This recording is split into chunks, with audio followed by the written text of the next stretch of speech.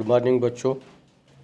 आज जो है पाठ 9 बताने जा रहा हूँ, जिसके अंतर्गत आता है, चलो देखते हैं क्या आता है क्या, वचन है, जिसको बोलते हैं अंग्रेजी में सिंगुलर एंड प्लूरल। तो आपको वचन जो है दो प्रकार के होते हैं, एक वचन और बहुवचन। और ये हिंदी में जो है दो वचन होते हैं, संस्कृत में जाओगे तो तीन वचन होते हैं, जैसे एक वचन, द्विवचन और बहुवचन। लेकिन आपको हिंदी पढ़ रहे हो तो हिंदी में सिर्फ जानो दो वचन होते हैं। पहला होता है एक वचन, उसके बाद होता है बहुवचन।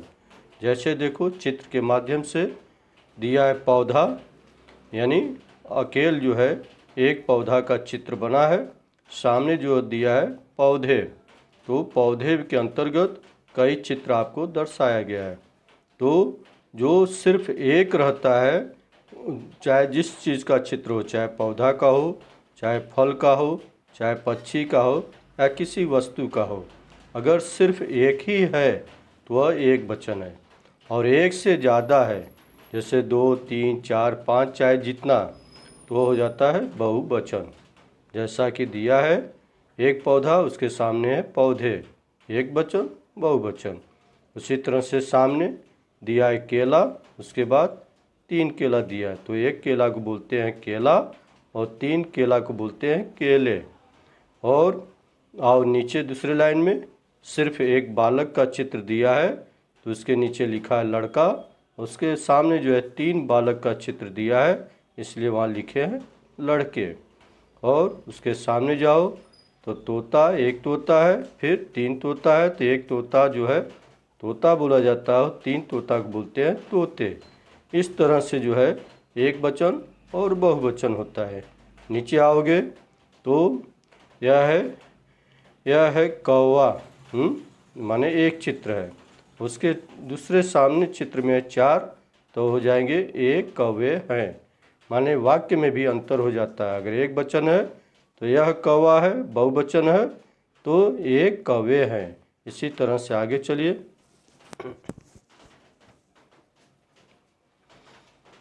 आगे है यह दरवाज़ा है, माने एक दरवाज़ा दिखाया गया है, सामने जो है 2, 3 और अनेक हो सकते हैं। तो यहाँ लिखोगे, यहाँ 3 दरवाज़ा, उसके नीचे लिखोगे ये दरवाजे हैं। और यहाँ एक गमला है उसके नीचे, तो यहाँ लिखा है यह गमला है। और सामने 4 गमला है, तो वहाँ लिखोगे ये गमले हैं। इसी तरह से नीचे आओ, तीसरे लाइन में एक बिल्ली का चित्र है, तो यहाँ है यह बिल्ली है। और उसके सामने 4 बिल्लियाँ हैं, तो यहाँ लिखोगे ये बिल्लियाँ हैं। और लास्ट में जो दिया है यह किताब है, क्योंकि सिर्फ एक चित्र है और उसके सामने 3 है, तो यहाँ लिखोगे ये किताबें हैं। इस तरह से आपको एक वचन और बहुवचन का अभ्यास करना है। सामने चलिए। आगे जो है दिया है शब्दों के वचनों को बदलो। तो ये शब्द जो है आपको बदलना है, तो किस तरह से बदलना, जैसे कहीं जो है पहले में दिया है बहुवचन, उसके बाद एक वचन भरना है। तो बहुवचन में दिया है खिड़कियाँ, तो एक वचन में होएगा खिड़की। दूसरे लाइन में आओ, दिया है मिठाई, माने एक वचन दिया है, इसका बहुवचन लिखना है, तो हो जाएगा मिठाई का क्या होगा, मिठाइयाँ। उसके बाद तीसरे नंबर पर दिया है घड़ी, यह भी एक वचन है, बहुवचन इसका लिखना है घड़ियाँ।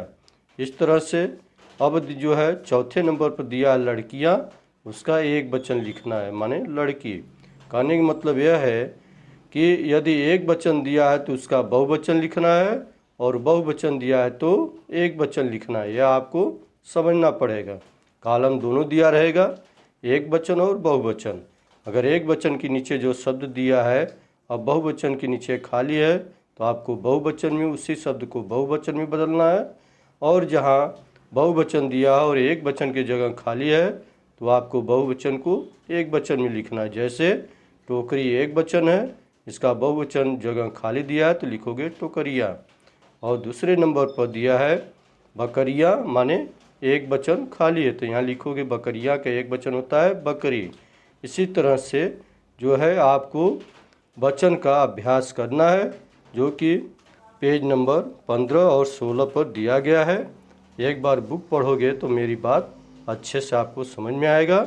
माने एक वचन में सिर्फ एक ही चित्र दिखाया जाता है और बहुवचन में 2 या 2 से ज़्यादा हो सकता है। इस तरह से आपको एक वचन और बहुवचन का अभ्यास हो गया।